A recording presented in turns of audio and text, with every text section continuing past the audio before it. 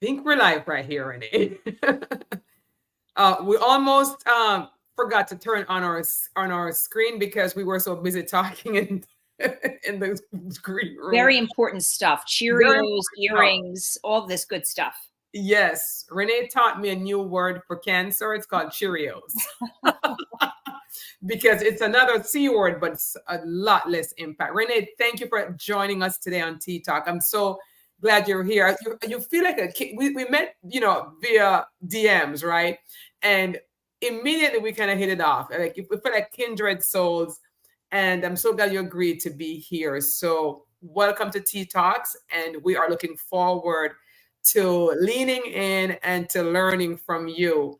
So go ahead, please, and introduce yourself, because I wrote a bunch of stuff down about who you are, but give us your version of who you are. Oh, Sharon, I'm so blessed to be here. I am Renee Exelbert. I am a psychologist. I'm a personal trainer.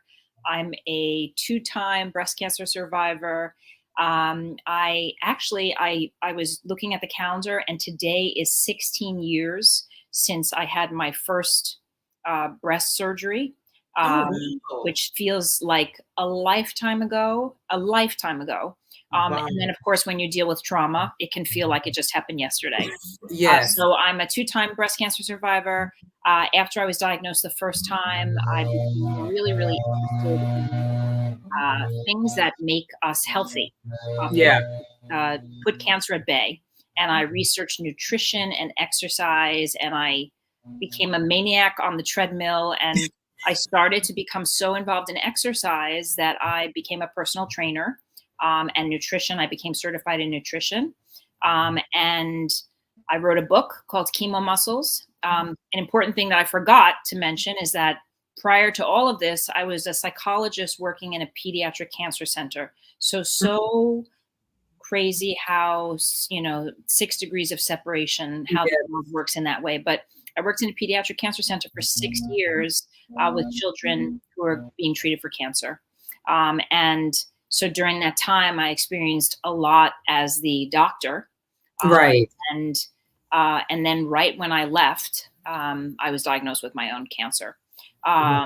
So I ended up becoming a personal trainer, and I was writing a book about cancer and the psychological coping mechanisms that I researched and experienced firsthand through treating people with cancer.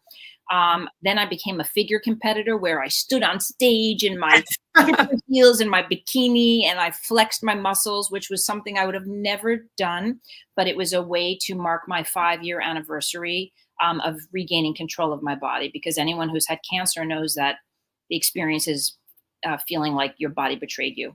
Yeah. And I did have a recurrence where I had chemo and radiation. And I also ended up opening a center where I integrate psychotherapy and exercise. So that's kind of a summary. Yeah. But that's a lot. And I have a lot of questions. I certainly want to hear about some of your routine with your diet and your exercise. But let me ask you something. And again, a cancer survivor, now figure skater and exercise enthusiast. Yeah. When you had your first diagnosis, did you have chemo and radiation, or? No, I did not. I was 37, and I had a double mastectomy. And at the time, because I was 37, I had, babies at home. And it was cancer obviously is terrifying, but in addition to, being terrified, I think that at any age, anyone going through the physical transformations of surgery can be really devastating. But I think particularly because I was so young, I think that was a real assault to not only my body, but my real sense of self-esteem. And it changed me a lot, but I will definitely say it changed me for the better. Besides the fact that I have Pamela Anderson boobs and I'll be the hottest one in the nursing center. But besides that,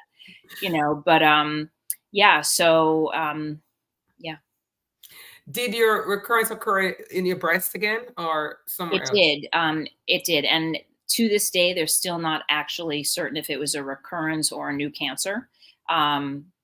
I will never know.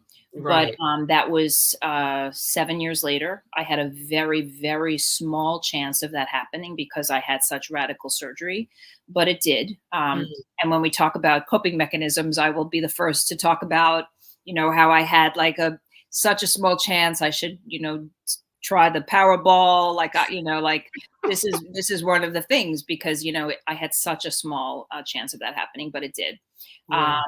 Yeah. So I did go through radiation and chemotherapy, and one of the things that I wrote about in my book is that it just sort of made me think about it. How when I would speak to some people prior to them knowing what my surgery entailed, they would say, "Oh, you're lucky you didn't have a double mastectomy," or "Oh, you're lucky you didn't have radiation or chemo."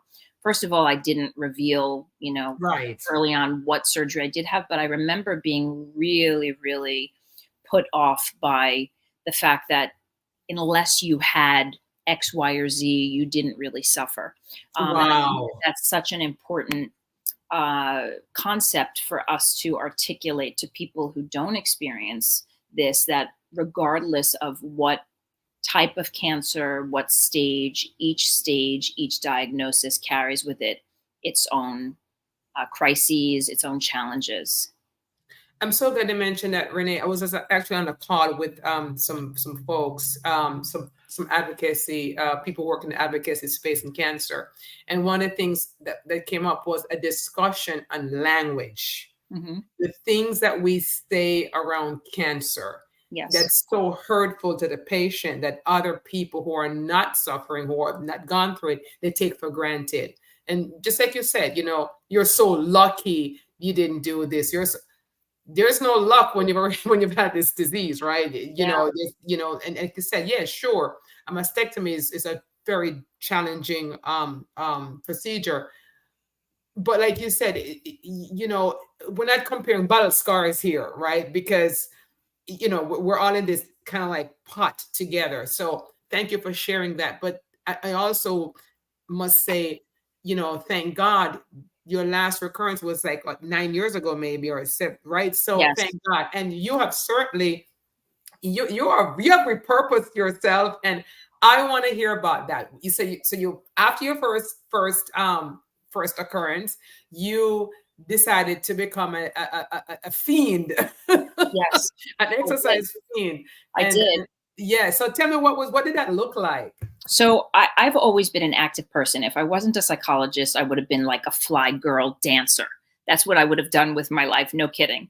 So I've always been active, but once I was diagnosed, it was so terrifying. I'm a person of action. And so the first thing that I did was research what variables help with cancer. And one of the first things that I read was nutrition.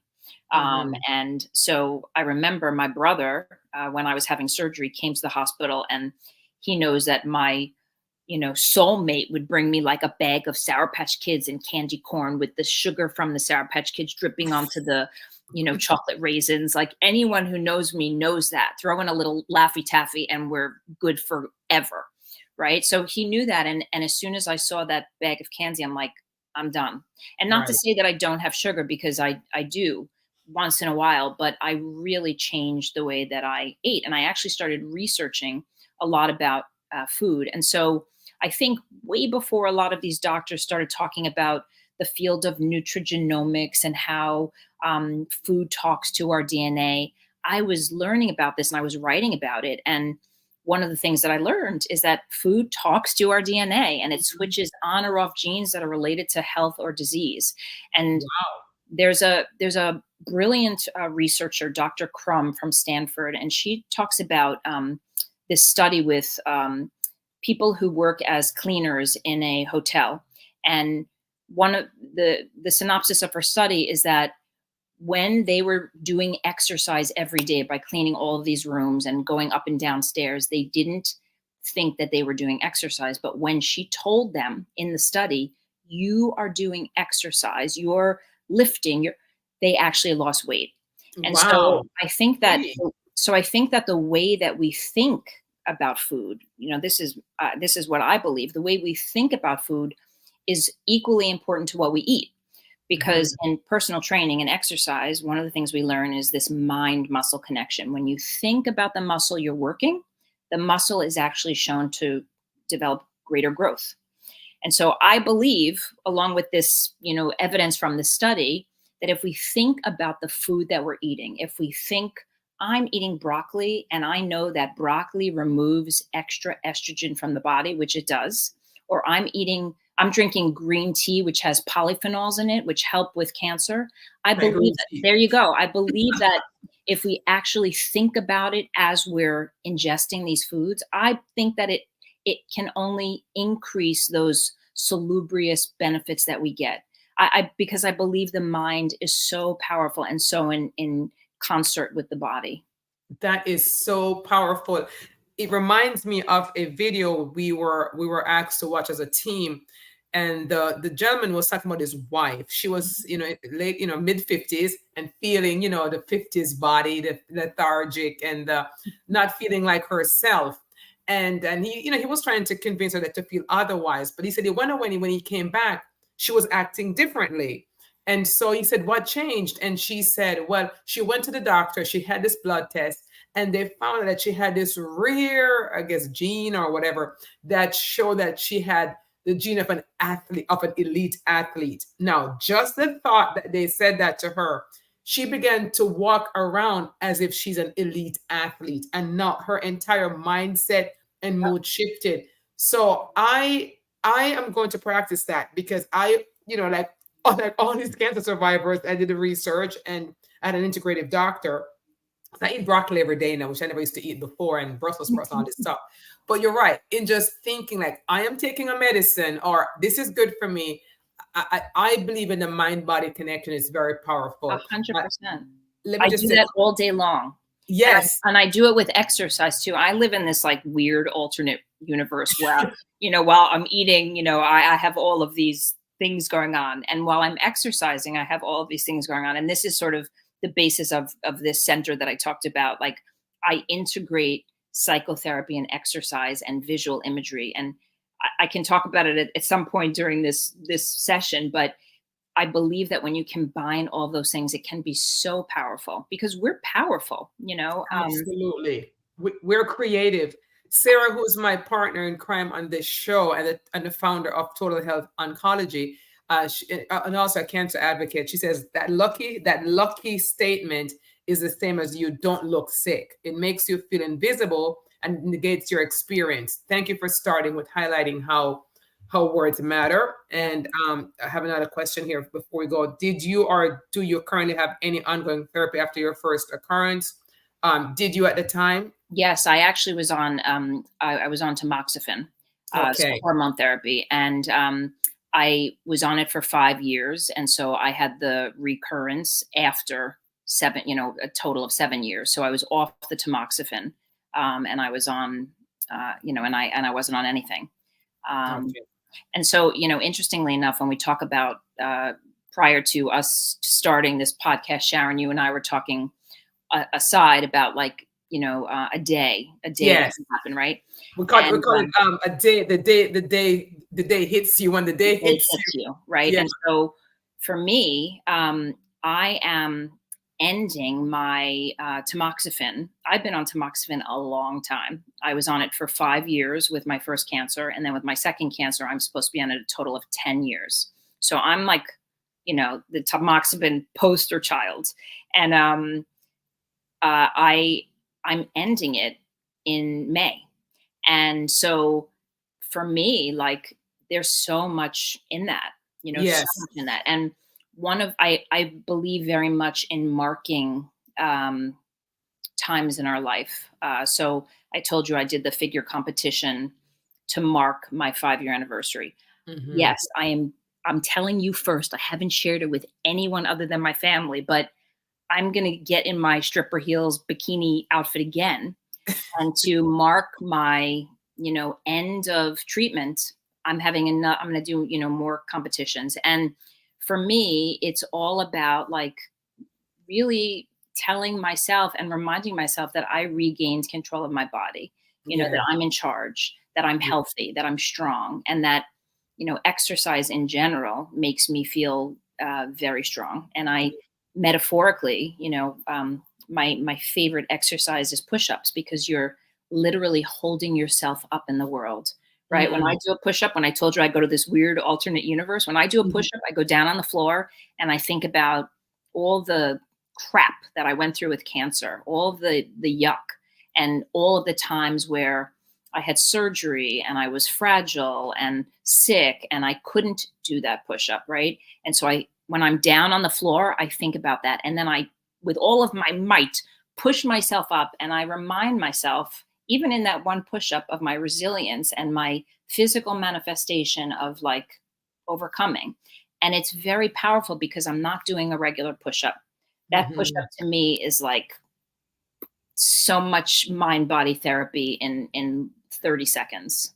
It's like an emotional push-up, isn't it? Right? It's like an emotional and mental push-up. I can so relate to how that would feel. And I started lifting weights because I interviewed someone on this show, because you were ahead of the times, because you were doing exercise from way back then, 15 years ago, when you first got diagnosed and came out of your surgery. And now there's so much research, especially for breast cancer patients, letting us know that strength training and this, even more than even cardio, is so important to how your body processes the tamoxifen and the treatment and the chemo and your recurrence, right? Absolutely.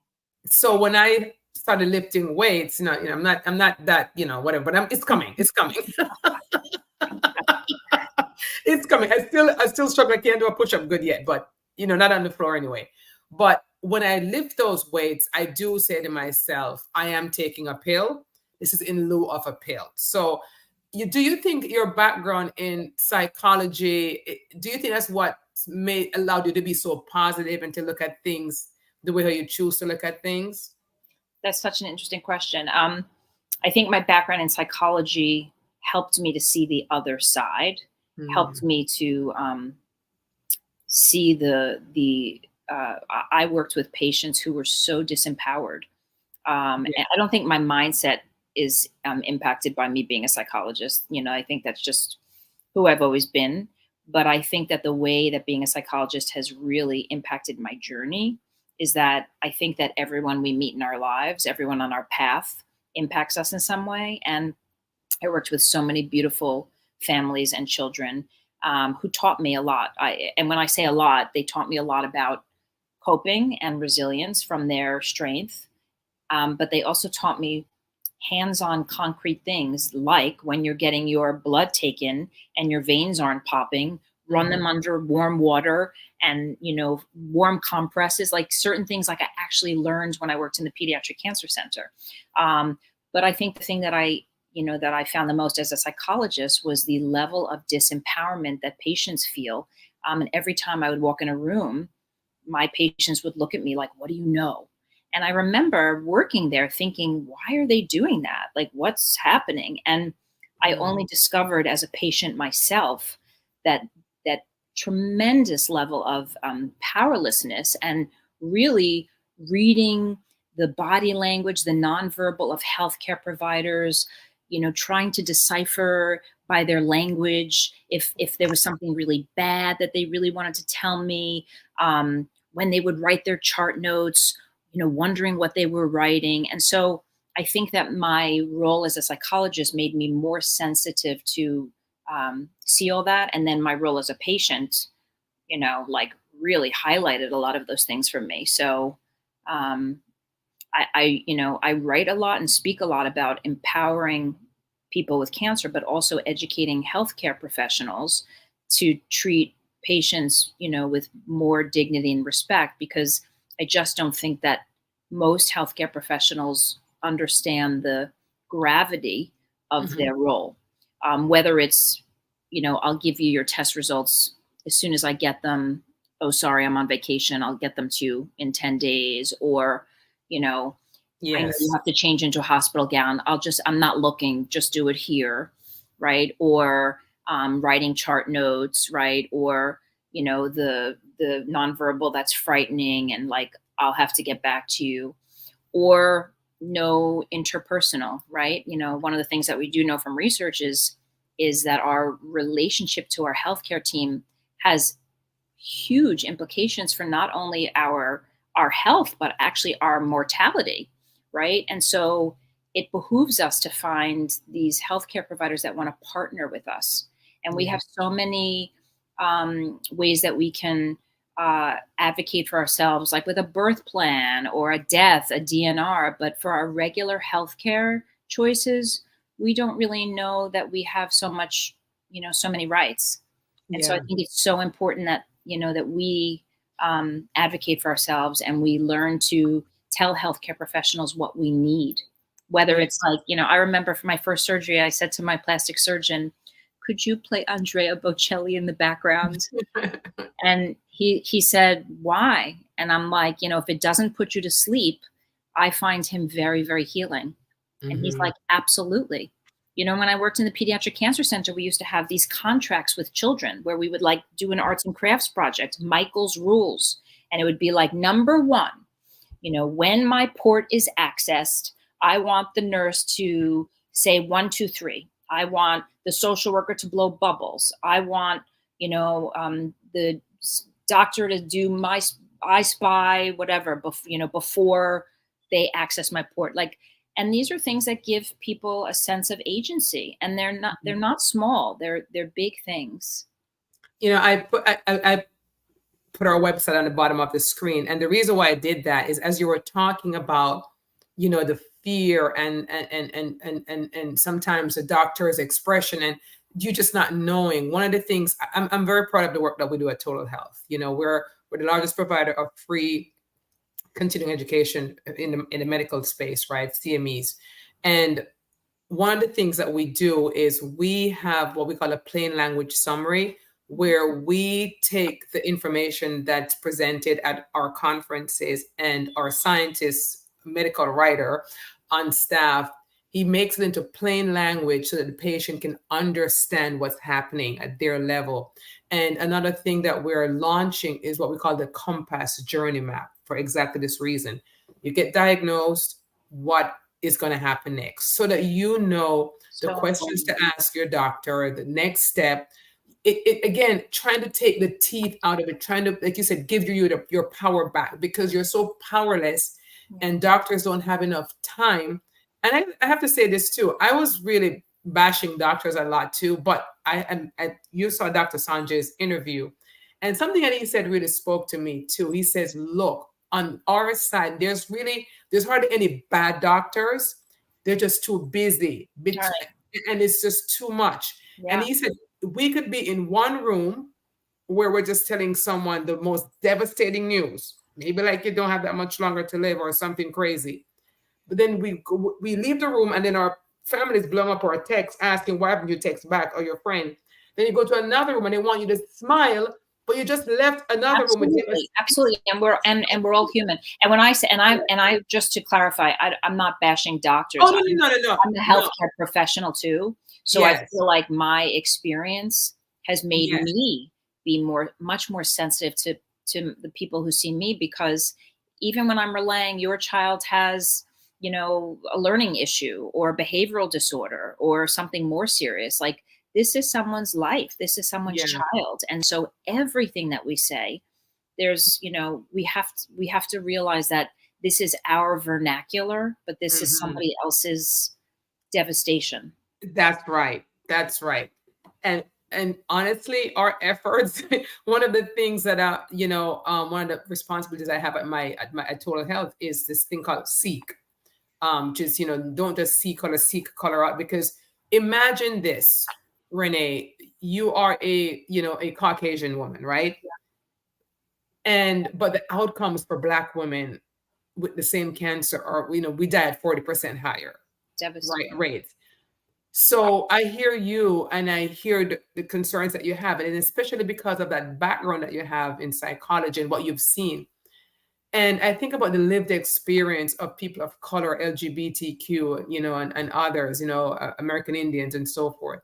And gosh, trying to bridge the gap. We are launching our SEEK program, which launching an online piece of it. So because we want to educate as many people as we can. We're offering it for free, to understand other, the patient's perspective, things like language, how you say it, how you deliver the news, how we're taking it, people's, cultural humility, microaggression, all these different things. So what you're saying is so true. And it's something that we're seeing, and we're trying to do something to address that as well. And so, and then this show is a part of that. It's amazing. It's amazing. Peter said, and Peter is the scientist on our team that does a plain language summary. He said, I love his point about positivity and keeping our thoughts on wellness into everything we do. I love that point, Renee. And then I love that point about push-up. There's real power building. And I struggle with them. I'm going Peter, you can do them. Try them. Start them against the wall. Very easy. Don't go on the floor. Modified push-up just against the wall. Peter, that's exactly what I tried. Sammy said, go use your countertop or the wall. So I still can't make it on the floor yet, Peter. So I'm so glad to know a man. There's a man who can't do it either. And Alana says, my wish for all patients that they would encounter someone like you in their cancer journey. And that's so true. Renee, just speak to us for a few minutes about the work that you do now. And, we know you have the book. I want to type in here, Chemo Muscles. Chemo Muscles. Why did you come up with that title? Because when I was going through chemo, right, like I was sitting there looking at the IV pole, and I was thinking, this sucks, right? And it was sort of that, not even an epiphany. It was just like this. I'm not attached to this pole. This is not my, this is not my future. This is what is my experience now. But the cover of the book is me holding onto there's a pole in the background and me doing weights. And that's how I see myself. And I hope I always see myself that way. And I encourage us all to try and see ourselves, as people who, despite our adversities, will always, use our resilience and our strength in whatever way we can. But the work that I do now, so I opened it really started when I've always been a psychologist, and I have two practices, one in Long Island, New York, and one in Rockland County, New York. And I was always working with people with all sorts of life struggles, depression, anxiety. And I found myself throughout my cancer journey and beyond, talking to people about the importance of exercise. And so I would literally sit with a woman who had depression and be like, you got to do some walking lunges, and she was like, what? And I was like, and even think about like the movement of walking lunges, like you're walking forward, walking towards something more positive. Like I've always thought this way. And then I started realizing that it might be unethical as I'm demonstrating how to do walking lunges if I didn't have a certification. And I started working with a personal trainer at my gym, and I started getting really into exercise. And she was one of these professional bodybuilders who stood on stage, and people started coming over to me. I started looking ripped, and people started coming over to me and they said, are you doing a show?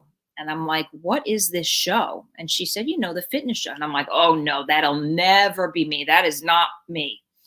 And, the more and more I was training, I got to this point where I was like, wow, I'm just about to finish my treatment.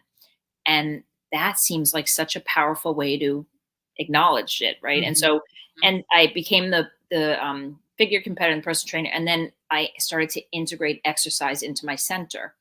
And then I started thinking about the importance of visual imagery. And so I'm just going to give you an example of how it works.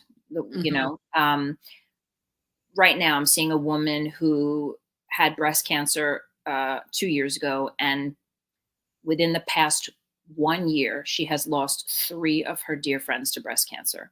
And so her thought process is, I'm next, right? And so when you and I earlier were talking about a bad day that hits you, one of the things that I experience as a psychologist is I try very hard to be optimistic and positive, yet there are times where someone comes to me with their thought process, which can be very negative or very overwhelming.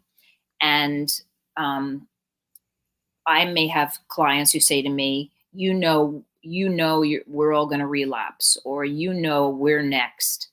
And for me, it's like, that's not the space that I live in. And so the way that I try to work with that client's thought process is I hear the psychological issues that they're struggling with. So for this particular woman, she's standing in a line with her 3 best friends who all got breast cancer, and she sees herself just like them. She's next. And so I started her with shoulder presses, and the visual imagery that we talked about was, here we go. You have your 3 best friends and you're all standing in a line. So it's the 4 of you. So I want you to stand here and open up to a chest fly, right? And so the chest fly is like, we're all together, me and my friends, right? My arms are around them, we're all together, but I don't want to die. And I want the commonality about our situation to end right here. And so I'm coming back from my chest fly and I'm coming up to a shoulder press. And in that shoulder press, I'm going up to the sky and God, the universe, light, whomever, and I'm letting it radiate on me, bless me, whatever. And then I'm coming back from my shoulder press and coming back in. And this is like the way my brain works. And I believe that it can be very, very powerful. And this is what I do with people, not just about cancer or chronic illness, but kids who are being bullied. Like, I think that there's a lot of visualizations that we can combine with exercise and psychology, and again, even verbal mantras that can be extremely powerful. So that's what I do. That's really powerful. And we talked a little bit about this, Renee, and I know we're going to be wrapping up soon, but we talked about that, when you're surrounded at times by the negativity, right? How do you or myself and other cancer survivors who are more on a positive, we're more in a positive headspace. But of course, we know people's conversation and their negativity, or a TV show that just shows all these people dying. How do we reset? And if you could leave us with anything on Tea Talk today for that, Peter had his wife on Tea Talk a couple months ago. She's also a survivor as well. Yes. So, and she's also a very positive person as well. If you could leave the survivors, right, or the newly diagnosed, the survivors with a key takeaway, because you're such a positive person, but we know that even positive people have negative days too. We know that. And you kind of covered this, but leave us with that tip, that strategy. T-Tox is named after the T cells in our body that fights cancer. So we'd like to end the show on a positive note, giving back some tools for that survivor who's going about their business, feeling good, and the day hits you. Could be because, like you said, you look at your scar, or you look at you read a post, or you saw someone just passed away, or whatever it may be. What can you do to reset? So as you and I were saying, this is regular life for everybody. Everybody has these off days, right? And so it's always about one small step that can have rippling effects, right? And so what's one way that you can feel empowered? What's one way that you can see yourself healthy and strong? What's one way that you can, see yourself in a positive way? So whether it's, for me, my visualization is sunflowers. I surround my brain with, I see myself as a sunflower. I see myself heading up towards the sun and letting the sun hit me with hope and light. And I live in the world of sunflowers. And so for me, if I'm having a bad day, I might buy myself some sunflowers. That's me. Other things is, I know that if things feel crappy, the best thing for me is to exercise, because I will immediately feel a sense of empowerment over my body. The other thing is, what can I do to sort of be in control. What can I do to try and, switch off whatever it is that I'm fearing? Eat well, right? Positive thoughts, self-care, bubble baths. I also am really into kaleidoscopes. I collect kaleidoscopes because I think that they are a symbol of trauma, right? The experience of cancer is sort of when we're going through trauma, we're like living in the kaleidoscope where everything is all over the place, and we need to just grasp onto something that anchors us, right? But we also have to remember that all of these fears and negative things that we go through, we're trickling through the kaleidoscope. And when we finally land, right, when we go through the fears, when we go through these bad days, when we go through our treatment, when we go through everything, we land, right? And our landscape is different, but it's very beautiful, right? It's new, right? And we're seeing things that we might not have seen before. And so I try to lean into that all of this is teaching me. And my final question, because you had said it earlier, I don't know if it was when we were private or when we came on here, but you said that the experience of cancer has made you a better person. Do you agree? Okay. And in what way? Because this is I've heard this a lot. One of the questions I've grappled with was it cancer that made me a stronger, better person? Was it age? Was it time? I don't know what it was, but I do know that before cancer, I was much more of a perfectionist. And I am not. Once you've gone through, surgeries and all of that, it's like that goes out the door. And so that has helped me tremendously. I also, it's you hear this, cliche a lot, but like I do really focus on the day to day. I really focus on mindful moments. And when we talk about meditation, and my meditation isn't sitting there my meditation is like taking my coffee and smelling the hazelnut and like really smelling it, and taking my bath and like Epsom salt and thinking like, oh, that magnesium is like taking all the yuck out of my body, and my exercise. And so I feel like it's changed the way that I live moment to moment, and it's changed the way that I love, and it's changed the way that I see myself, because I'm so much more than, my physical appearance, or, I'm just, like so much more. And I think that, often when we're growing up, we're taught to focus on a lot of external things, and, those things are actually almost irrelevant to me now, which is like shocking to me. So, yeah. I guess when you have this occurrence in your life, for want of a better word, it does put things into perspective, and you begin to prioritize what's really important. So I really thank you for sharing that. And as you were talking, I'm thinking, okay, so what I'm going to do today at the end of my workday, I'm going to lift some weight. I'm going to set my jacuzzi bath and put some Epsom salt in it. I'm going to have a cup of hazelnut coffee right beside me. And then you're going to scale a building all before 4:00.